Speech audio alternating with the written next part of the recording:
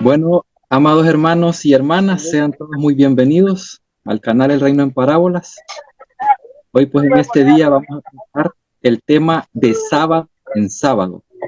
Así que preparen sus cinturones de seguridad porque este tema va a estar un poco disonante, como dije en el chat, para algunos, y pues para otros les va a sonar a gloria al Eterno.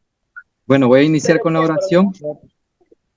Oh bendito Padre eterno, que moras en las alturas de los cielos, santificado sea tu nombre. Te damos gracias por este día, Señor, por este mensaje en el cual, Señor, estamos reunidos tus hijos, Señor, para poder seguir estudiando, Señor, de tu carácter, de la importancia que hay, Señor, en conocer tu sagrado carácter, Señor. Te damos gracias por la sabiduría desde ya para poder estudiar tu santa y bendita palabra, Señor. En el nombre de Jesús, amén y amén. Bueno, amados hermanos, les voy a pedir que apaguen sus micrófonos para poder iniciar. El tema es de sábado en sábado. ¿Alcanzan a ver las diapositivas, hermano? Sí, yo la veo bien. Ok. Entonces este yo tema... la veo bien. Ay, porque yo no quisiera estar aceptando. Este tema en realidad está enfocado de algo mucho más que un día. Así que vamos a iniciar con una pregunta que esta pregunta, hermanos, la saqué de una película que se llama La Cabaña. Ustedes pueden buscar esa película, es bien hermosa esa película, lo lleva a pensar mucho a uno. Y ahí sale una niña de 8 añitos que le pregunta a su papá y le hace esta pregunta. Ella dice, voy a tratarlo de enfocar como lo he escrito acá, pero así es como lo dice la niña. Cierta niña de 8 añitos le preguntó a su papá, ya que él estaba apurado por llegar temprano a la iglesia. Le dijo, papi, si Dios está en todas partes, ¿por qué te preocupas tanto por llegar tarde a la iglesia? A mí me llevó a reflexionar esta pregunta que le hizo la niña al papá, porque realmente uno de los atributos del Señor es estar en todas partes. Entonces, muchas personas piensan que solamente en la iglesia puede tener comunión con el Señor uno. Solamente a la par de otros hermanos, grupalmente, solamente así se puede tener comunión con los hermanos. Pero realmente, hermanos, si nosotros nos ponemos a pensar en lo que es Dios, entonces tendríamos que ponernos a pensar también en sus atributos, en su carácter, cómo es que Él actúa, dónde es que Él quiere habitar. O sea, todas estas preguntas cabe hacérnoslas porque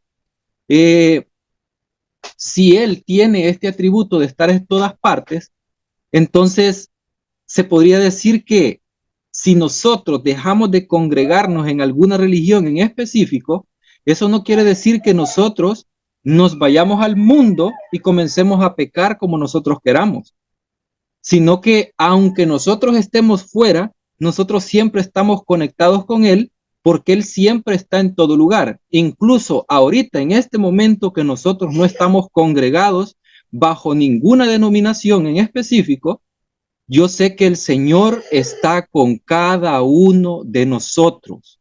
Nos está bendiciendo mientras nosotros estamos aquí reunidos y aún después de reunirnos, amados hermanos. ¿Por qué pongo como introducción esto? Porque el tema se trata, hermanos, de las obras que Él hace para nosotros. El sábado en específico tiene que ver con reposar. Y vamos a ver algo que está en Génesis capítulo 2 y vamos a leer desde el versículo 1 al 3. Génesis capítulo 2 del 1 al 3 y dice de la siguiente manera, miren. Fueron pues acabados los cielos y la tierra y todo el ejército de ellos. Y acabó Dios en el día séptimo la obra que hizo y reposó Y allí pongo entre paréntesis sentarse o detenerse. El día séptimo de toda la obra que hizo.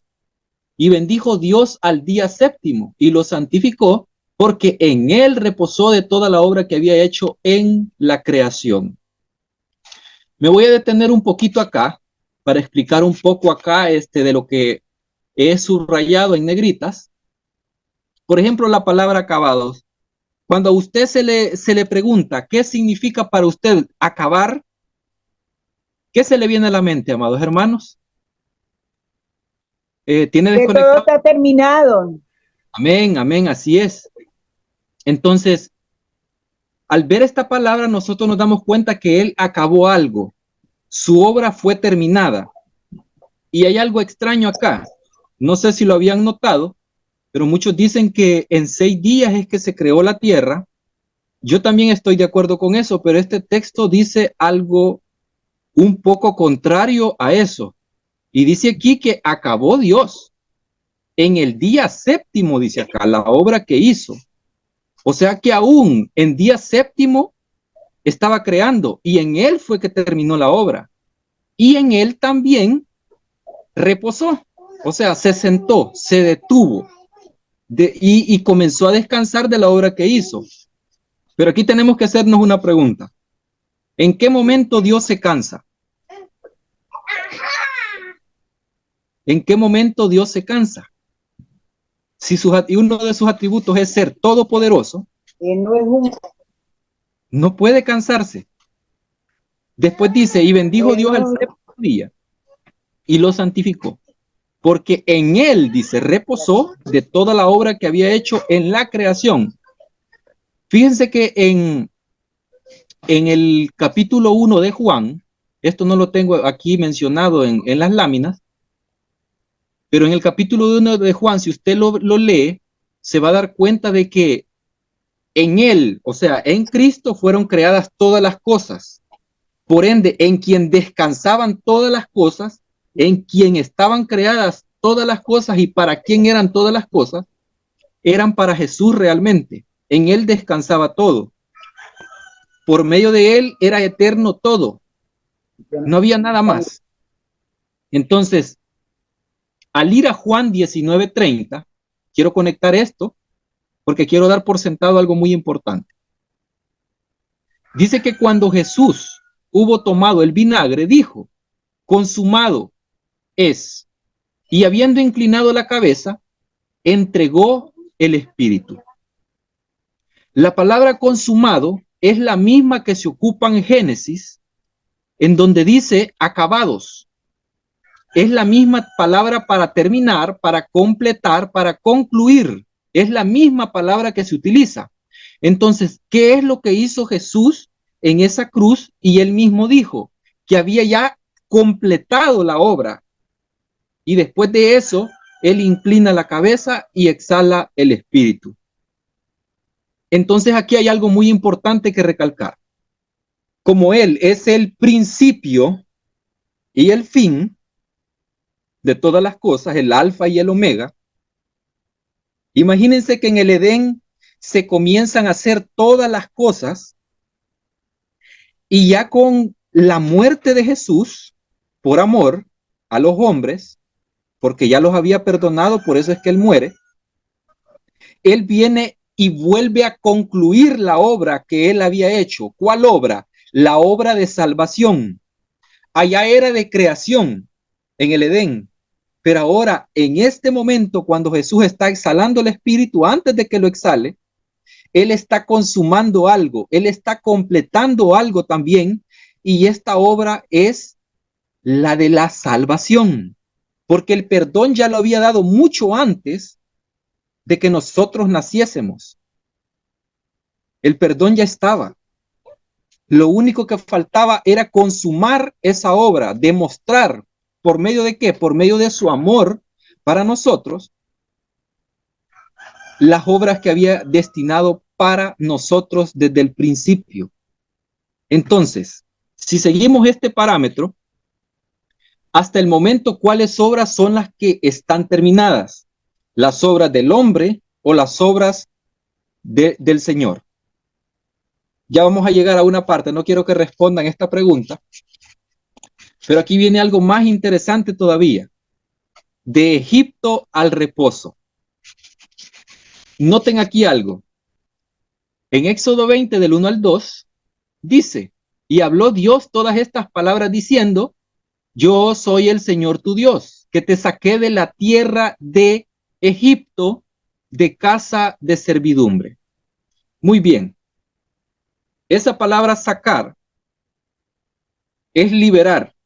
O sea, esa palabra es liberar de la tierra de Egipto. ¿De qué está liberando a este pueblo de Israel el Señor? Lo está liberando de esclavitud. ¿Esclavitud de qué?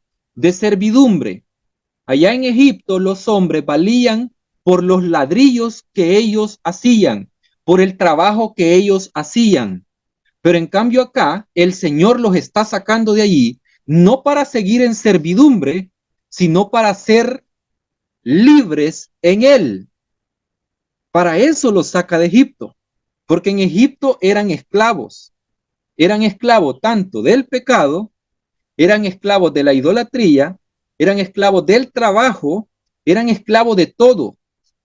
Entonces, si nosotros vamos a Éxodo 20,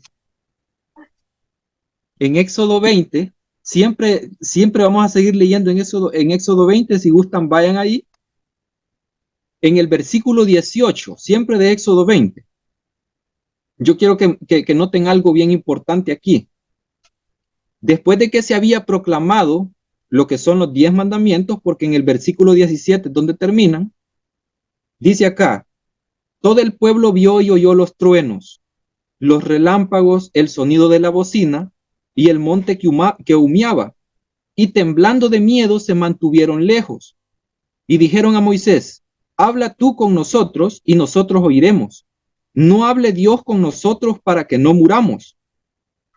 Y Moisés respondió al pueblo, no temáis, Dios vino para probaros y para que su temor esté en vuestra presencia, para que no pequéis. Noten que aquí, en este texto, las personas tienen algo que se llama miedo.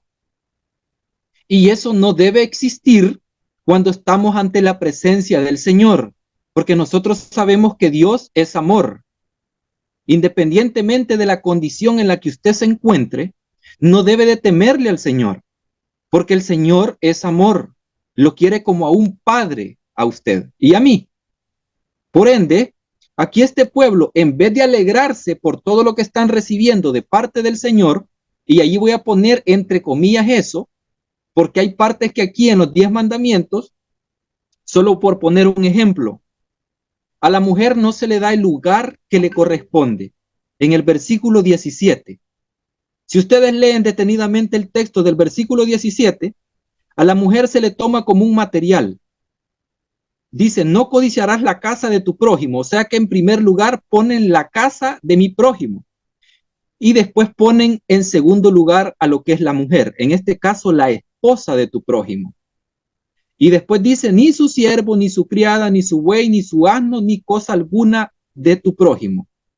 Entonces, incluso en el texto se ve claramente de que estos textos fueron, incluso me voy a atrever a decir, a ser escritos por un hombre con defectos como los que tengo yo y como los que tiene usted. Porque acá en primer lugar no se pone a la mujer cuando debería de ponerse en primer lugar. ¿Por qué? Porque en el Edén prácticamente quien está dominando a todos los animales o cuidándolos, en otras palabras, son el hombre y la mujer. Ellos están por encima de los animales. Pero acá en este caso, lo primero que se pone es una cosa material por encima de lo que es la mujer. Y no me voy a adentrar más en explicar las partes de los textos acá, de los 10 mandamientos que yo considero que Dios no los dio, sino que hay otra cosa implícita acá. Lo voy a dejar con esa duda.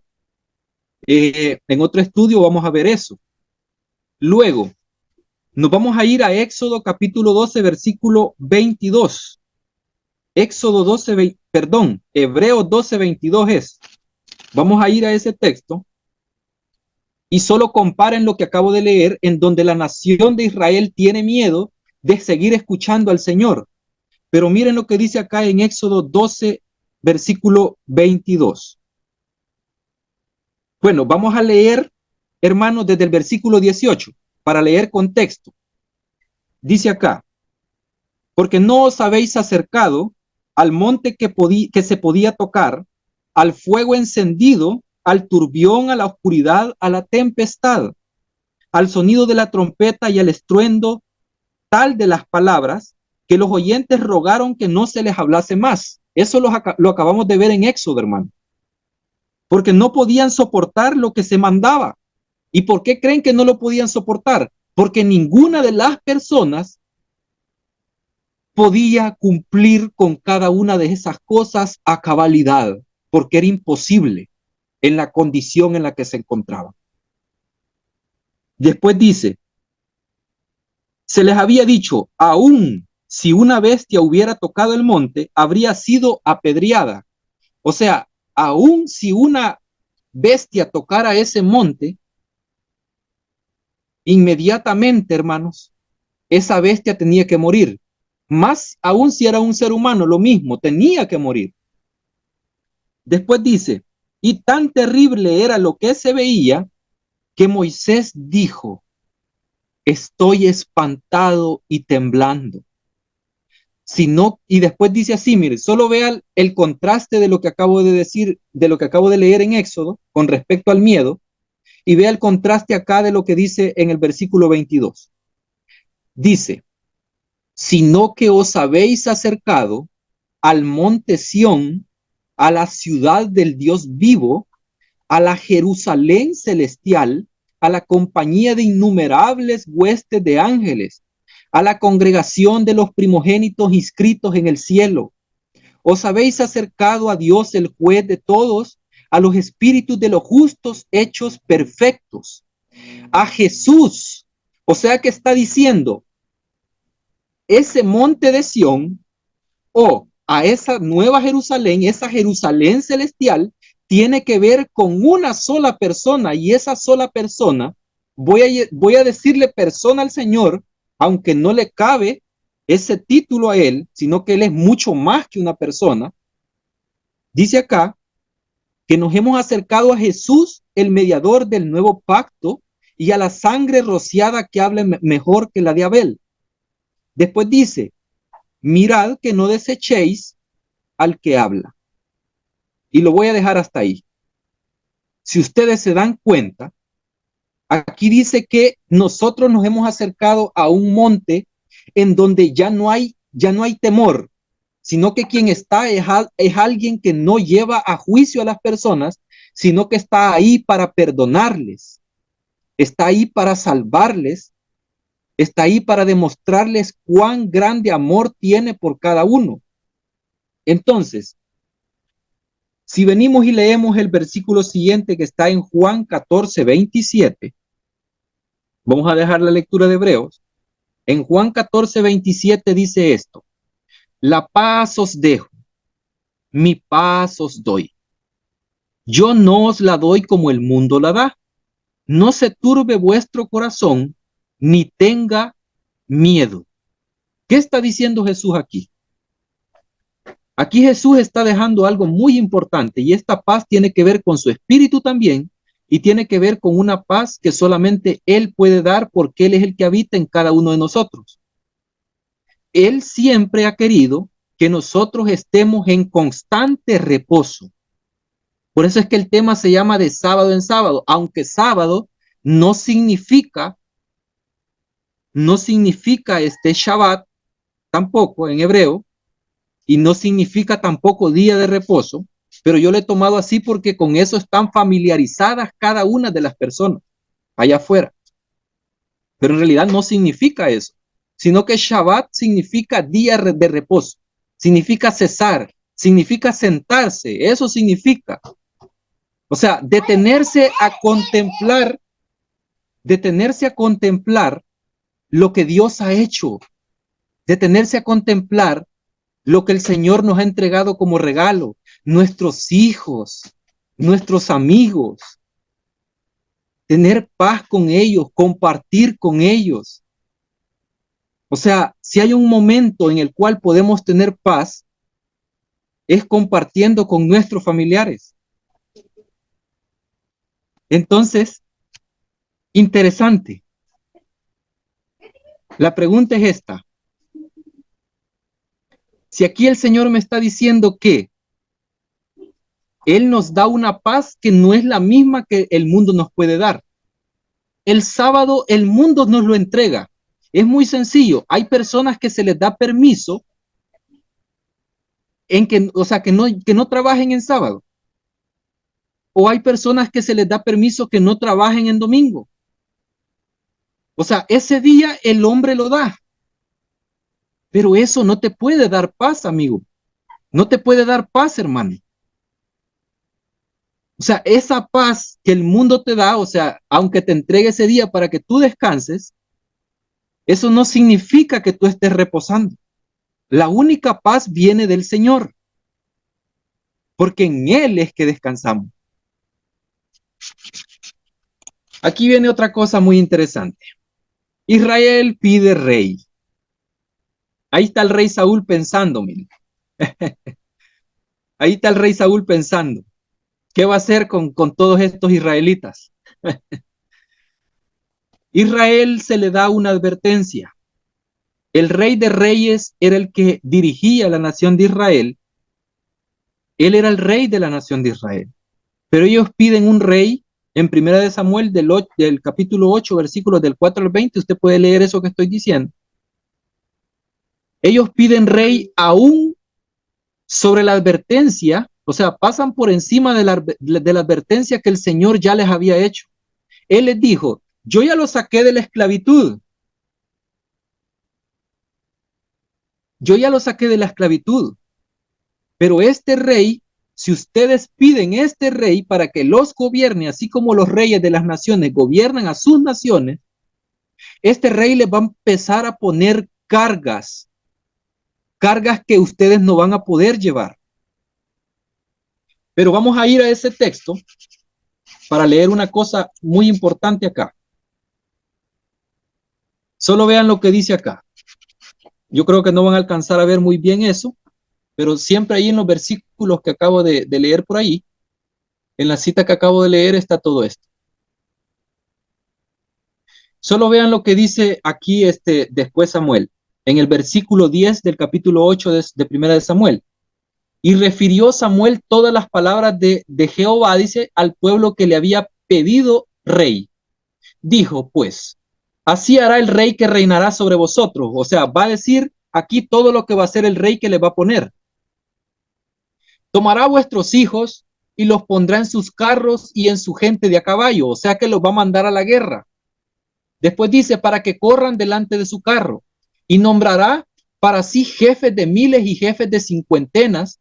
Los pondrá a sí mismo a quedar en sus campos. O sea que va a comenzar a agarrarlos como esclavos. Y cieguen sus mieses. Y a que hagan sus armas de guerra y los pertrechos de sus carros. Después dice, tomará también a vuestras hijas para que sean perfumadoras. O sea que las va a tener allí en sus casas. Las va a tomar como cocineras y amasadoras también.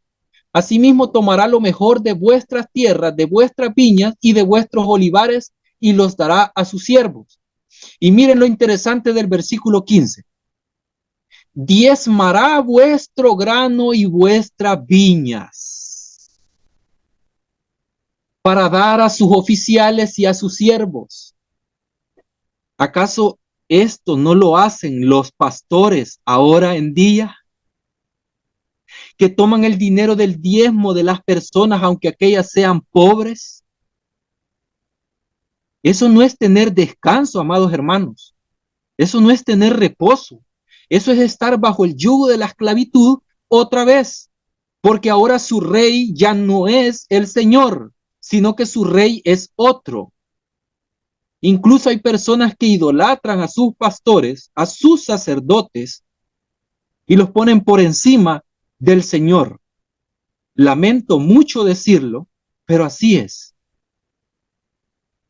Después dice, tomará vuestros siervos y vuestras siervas, vuestros mejores jóvenes, y vuestros asnos, y con ellos hará sus obras. Diezmará también vuestros rebaños y seréis sus siervos. La palabra aquí siervos se ha traducido así, pero realmente la palabra original es esclavos, porque la palabra eso significa siervos. Por eso es que el Señor en el Nuevo Testamento, el Señor Jesús, Él dice que ya no nos va a llamar siervos, porque los siervos no saben lo que hace su Señor. Pero ahora que nosotros sabemos lo que hace nuestro Señor, perdonador, lleno de amor, ahora Él nos llama a nosotros amigos. Y un amigo no le puede imponer cargas a su otro amigo. ¿Por qué? Porque le ama y siempre le va a seguir amando. Un verdadero amigo. En este caso, Jesús.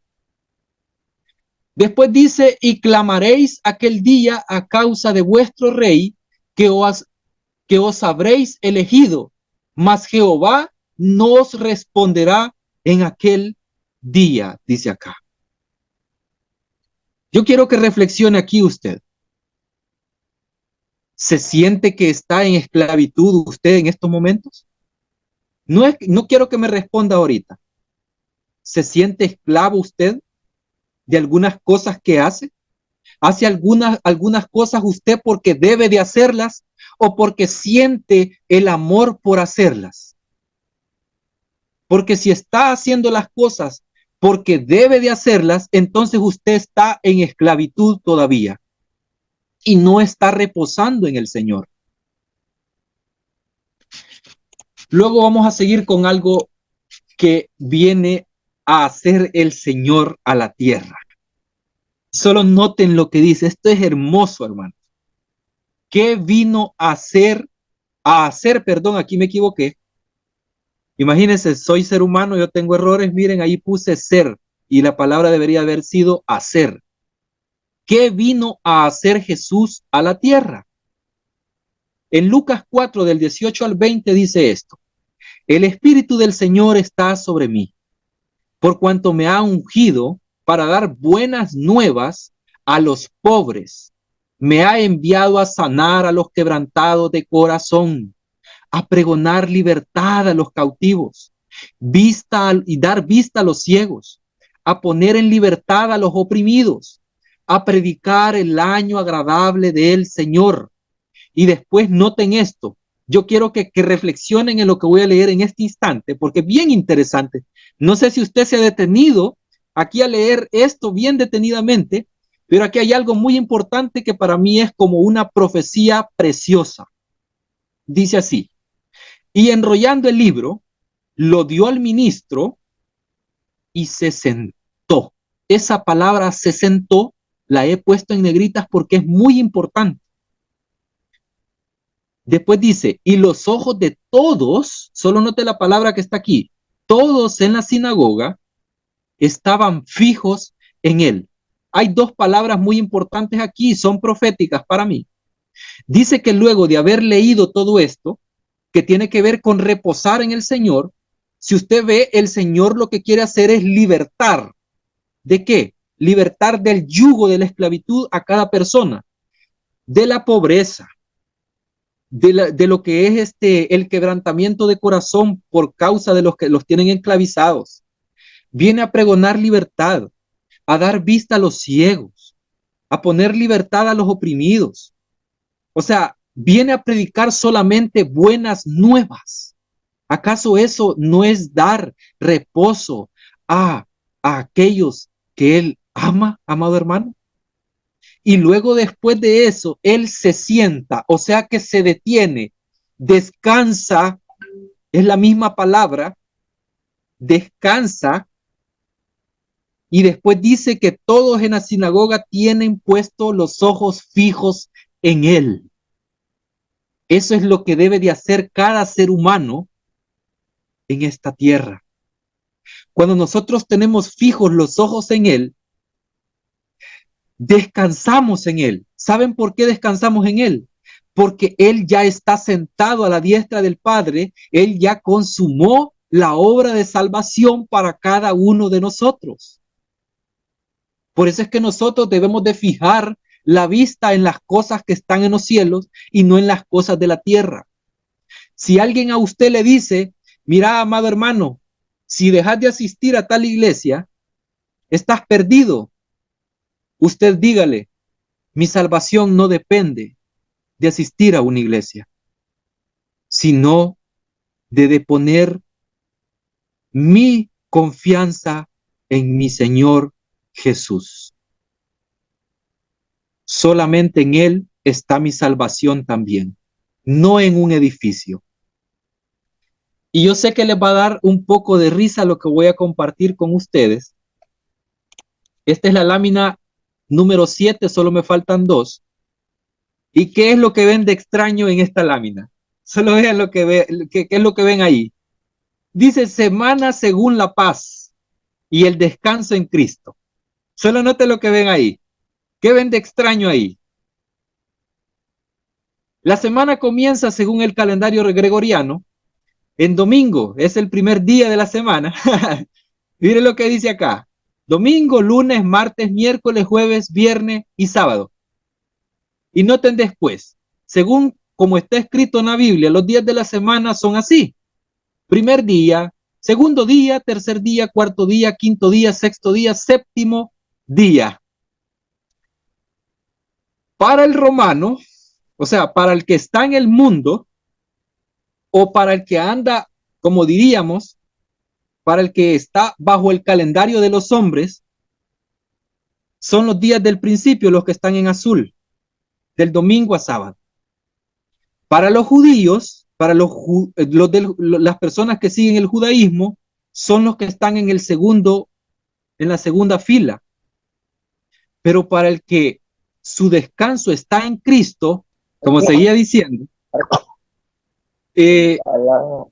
la diferencia ahí es que al final, aquel que descansa en Cristo, para él el séptimo día, o sea, el descanso es eterno. El descanso es todos los días, porque nosotros no descansamos, o sea, conforme a un día, sino que descansamos conforme a la paz que el Señor entrega a cada uno de nosotros. Es la paz que Él da, no como el mundo la da. Entonces cabe hacernos la pregunta, ¿puede un día darte paz o reposo a ti? Yo conozco a personas, cuando estaba en mi congregación, de que cuando ellos llegaban a la congregación, llegaban en este estilo. Ponían una cara enojadísima y era en día sábado, en séptimo día. La pregunta es, ¿puede darte un día la paz o el reposo? Porque usted puede estar en sábado, puede estar en domingo, lunes, martes, miércoles, el día que usted quiera, descansando en su casa o yendo a la iglesia. Pero si usted está así, con esa actitud, usted no está descansando en Jesús. Usted está poniendo su descanso en nada más el día que el ser humano le ha dado. Mira, descansa este día y haz lo que quieras, descansalo. Yo siempre te lo voy a pagar. Pero en realidad, amado hermano, el cristiano ya no está poniendo su confianza en lo que puede hacer o deja de hacer en cierto día, sino que está poniendo su confianza en esa paz que Jesús ha entregado a cada uno de nosotros.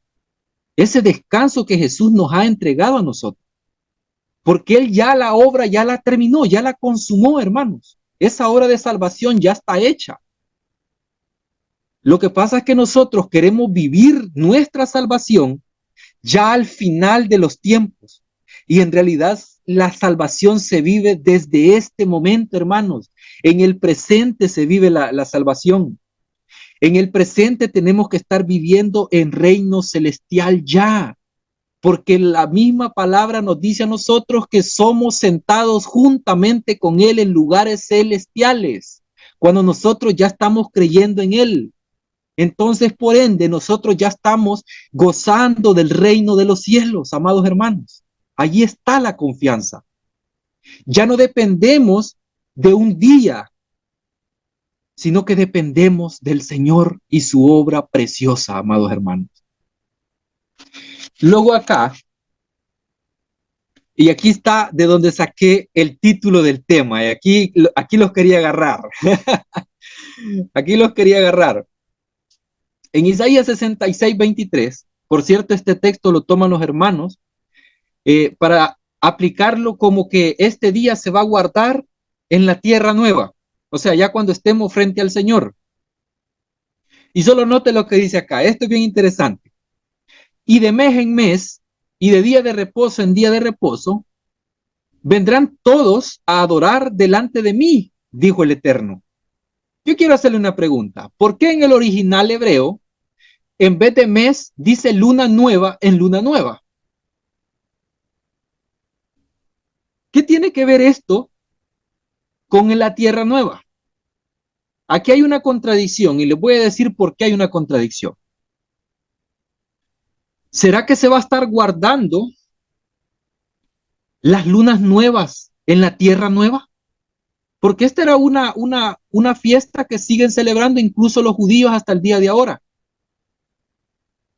La siguen celebrando. ¿Será que la vamos a celebrar o tiene algo más profundo que ver aquí? Esto implica algo mucho más precioso, porque lo que yo veo aquí es paz, veo luz, o sea, vamos de luz en luz, veo paz, de paz en paz, de reposo en reposo, o sea, en ese día ya no habrá tristeza, ya no habrá muerte, ya no habrá nada de eso. Por ende, lo único que vamos a hacer es aprender de él. Vamos a conocerlo más de lo que pudimos haberlo conocido aquí en esta tierra por medio de Jesús. Vamos a conocer mucho más de él. Por ende, esto que está aquí, amado hermano, esto que dice aquí de mes en mes, tiene mucho que ver no con el simple hecho de decir, de enero a febrero, de febrero a marzo, así voy a estar adorando al Señor. No, amado hermano, esto tiene que ver con eternidad, tiene que ver con esa luz preciosa que se llama Cristo. ¿Por qué digo esto? Yo sé que más de alguna persona va a saltar en el canal y va a decir, blasfemia lo que estás diciendo, porque eso no tiene nada que ver con eso. Pero yo les pregunto, si en la cita que vamos a leer ahorita dice que ya no habrá necesidad de sol en esa nueva tierra, entonces, ¿qué hace esa luna ahí? ¿Qué hace esa luna nueva ahí? Porque una luna no puede tener luz si no existe el sol. Si el sol no le genera esa luz para que ella pueda reflejar esa luz. Entonces aquí hay algo muy importante. Cuando dice de día de reposo en día de reposo, tiene mucho que ver con lo del Edén también. Porque mientras Adán y Eva no habían pecado, ellos siempre estuvieron descansando, estuvieron en paz. Ese séptimo día, ese reposo, ese día de reposo era totalmente eterno, mientras ellos no pecaban. Ellos siempre estaban unidos al Señor en esa paz, en esa seguridad, en esa confianza, en ese amor y respeto que le tenían a su Creador. Por ende, siempre estaban reposando todos los días junto con Él. El día séptimo se extendió mucho, pero mucho, mucho, mucho, mucho en ese Edén, hasta que llegó el pecado. Por eso es que aquí dice de día de reposo en día de reposo. Esto implica eternidad. Y si no me creen lo que estoy diciendo, los voy a invitar a que vayamos a la cita que acabo de mencionar. Apocalipsis 22, versículo 5. Y solo vean lo que dice acá. La luna solamente se puede ver en la noche, sí o sí. y es raro que se pueda ver de día. Aquí dice que no habrá allí más noche. Y dice, y no tienen necesidad de luz de lámpara, ni de luz del sol, porque Dios el Señor los iluminará y reinarán por los siglos de los siglos. Esto, amados hermanos, tiene mucho que ver con el versículo que acabo de leer de Isaías 66:23. Porque si nosotros ya no vamos a necesitar de que se nos sequen nuestros trapitos o nuestras ropas en el sol, sino que vamos a vestir de ropas preciosas, ropas de eternidad, en donde nuestra paz, nuestra tranquilidad, nuestro gozo, nuestro amor va a depender del Señor y de su conocimiento, de su sabiduría. Vamos a estar en brazos del Señor todo el tiempo y por ende nuestro reposo va a estar siempre en Él. Todo el tiempo que nosotros estemos juntamente con Él, ese día de reposo va a ser eterno, porque la vida eterna de eso se trata. Se trata de conocerle a Él, a nuestro Padre y a quien Él ha enviado, amados hermanos. Y con esto quiero finalizar. Con esto yo no quiero, como dije en el otro tema de bienaventurados los que lavan sus ropas, con esto no quiero sentar doctrina yo. O sea, no es un dogma lo que les estoy diciendo acá, sino que lo que yo les quiero presentar o lo que les he presentado es un reposo mucho más mayor que el que puede ejercer un hombre. El reposo en el Señor es mucho mayor porque las obras ya no dependen de lo que nosotros hagamos o de lo que nosotros dejemos de hacer, sino que dependen de todas las obras que el Señor hizo desde el principio y va a hacer hasta el final, concluyendo con la salvación de todas las personas que han existido en esta tierra, incluyendo a aquellos que se les llama abominación en la Biblia. Eso puede decirlo un hombre, pero para el Señor no hay nada imposible que pueda salvar. No hay nadie que pueda resistirse al amor del Señor Jesús. Ahorita puede haber cualquier persona que pueda decir, que valiente, diciendo, yo no creo en ningún Dios, yo no creo en el Señor Jesús, pero yo sé que el Señor va a hacer todo para poder salvarle al final. Así que voy a abrir el espacio para preguntas. Yo creo que ahora solamente quedamos dos. La vez pasada solo quedó la hermana Rebeca. Así que gloria al Señor de tenerlos por acá. Pueden activar sus micrófonos para poder comentar o hacer algún tipo de pregunta.